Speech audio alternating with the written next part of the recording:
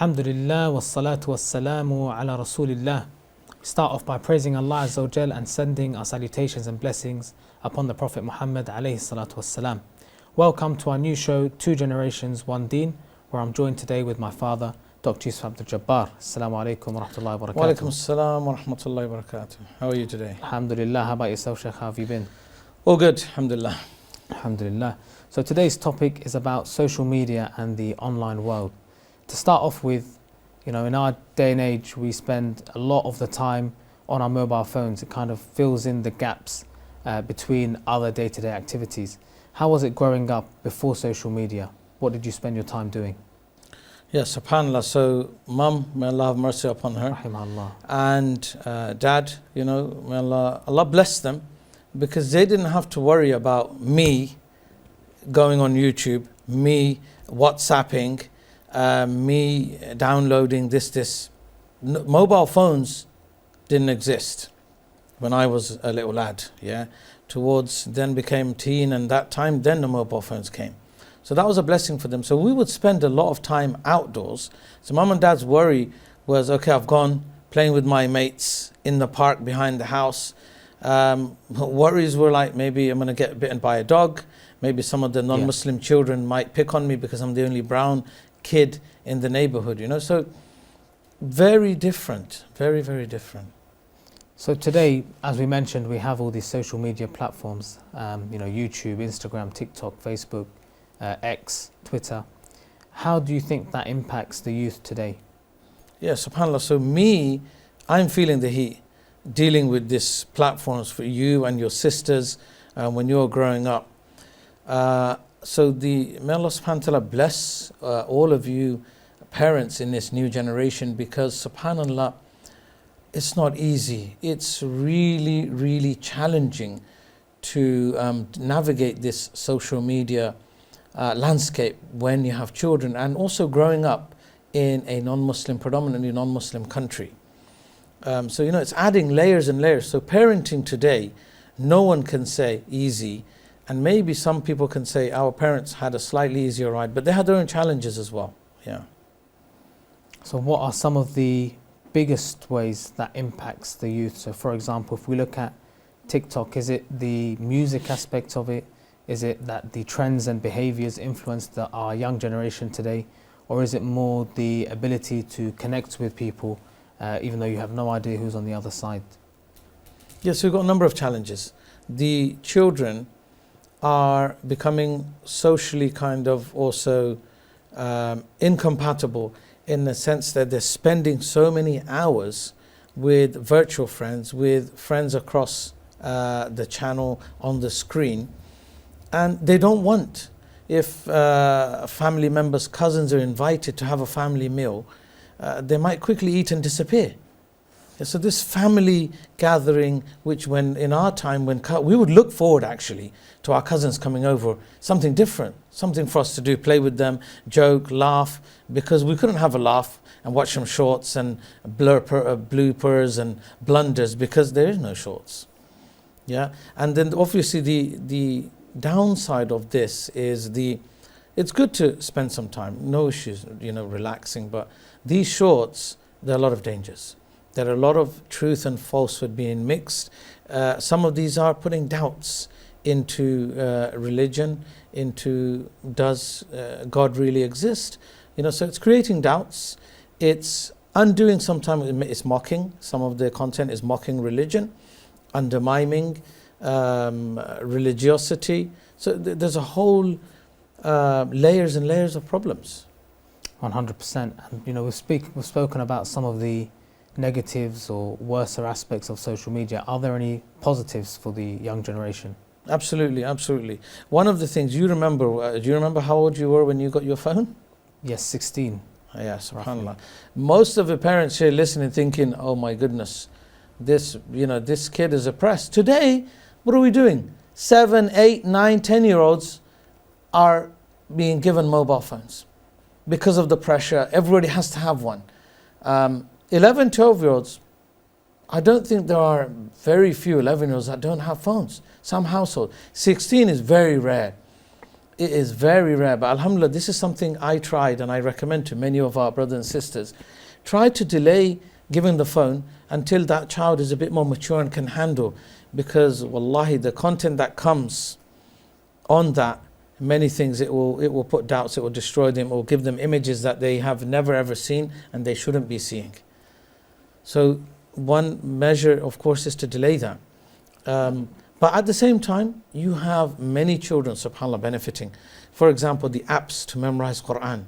Amazing. But they need to be controlled. There's certain times when they're going to go on the screen time and they can benefit. There are a lot of reminders that actually a child or a teen might not be interested in salah, and they listen to a lecture of a sheikh and they get it, it clicks.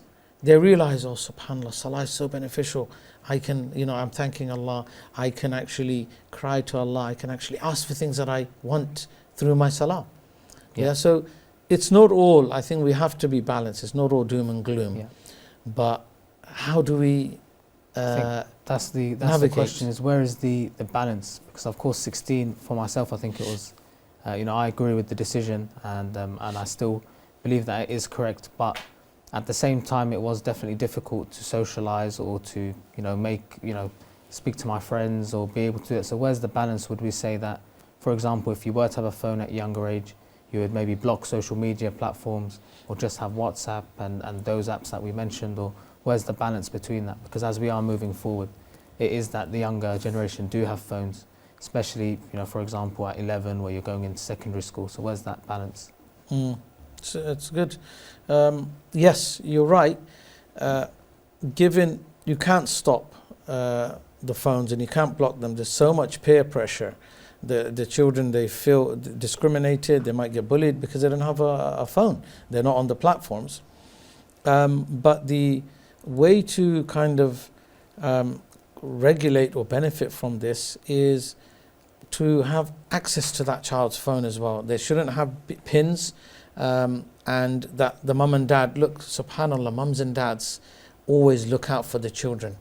You might not like it sometimes, yeah, but it's for your benefit, and you'll realize later.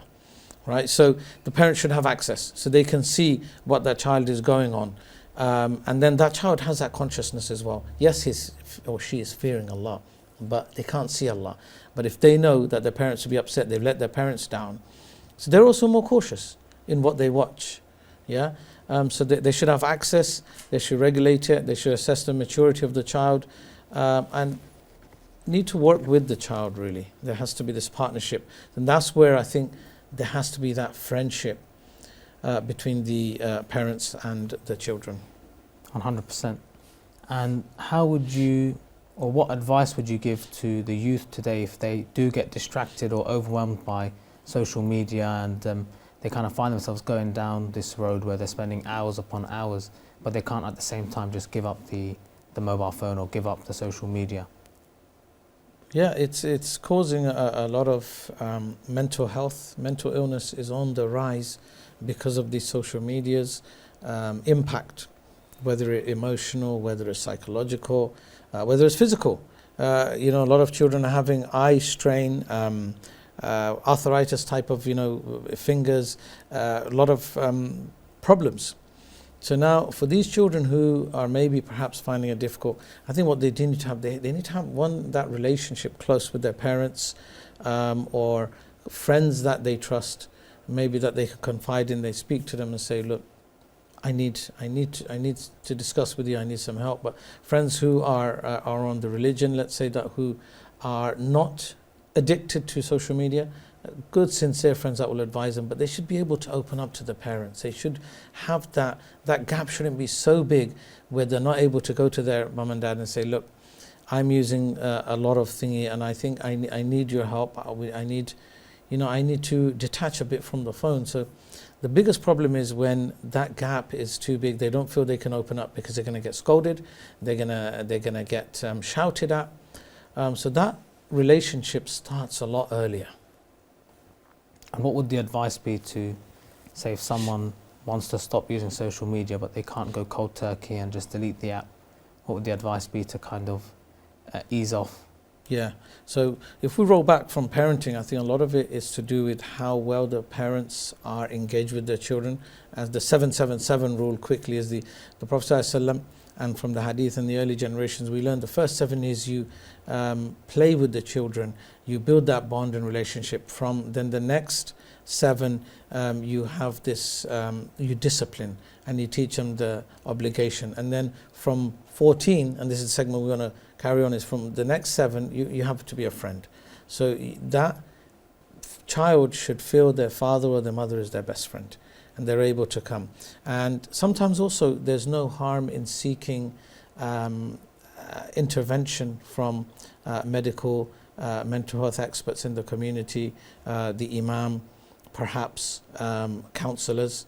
You know, these are all at our disposal. There's not a taboo that, we can't go for counselling, we shouldn't. But it's important to have that discussion, dialogue, first with close family members, and then seek some professional help, if needed. Yeah, sure. Some really good advice in there, definitely. What would you say, if there's any advice that you wish, or anything that you wish young people understood about staying on the right path back then that they could use today? Yeah, something I would say for a lot of our youngsters, 2 things. Parents, I know, are difficult. Building that relationship with mums and dads, not always easy. Don't do this, don't do that. But we have to think, subhanAllah, and those teens and youngsters who are listening, you will never ever appreciate what it feels like to be a parent until you become married and you become a parent yourself. So main list here is love and respect, and listen to mums and dad. They're always looking out for us. Some things we'll hate, we won't like, but we will realize later that there's a benefit. So that's one of my golden tips, that the children should really listen, and even if it means some sacrifices, go with the parents, because majority of the time we care for the youngsters. You know, we want the best.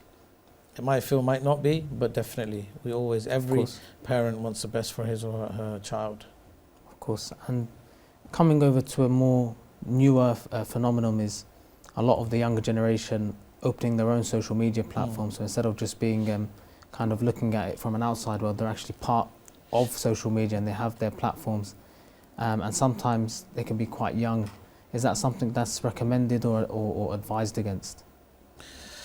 This is a big, as I mentioned before, team, if you remember, it's the maturity of the child. So a parent should understand, and we can't block them off it. I mean, there's a certain time, they will go on it anyway.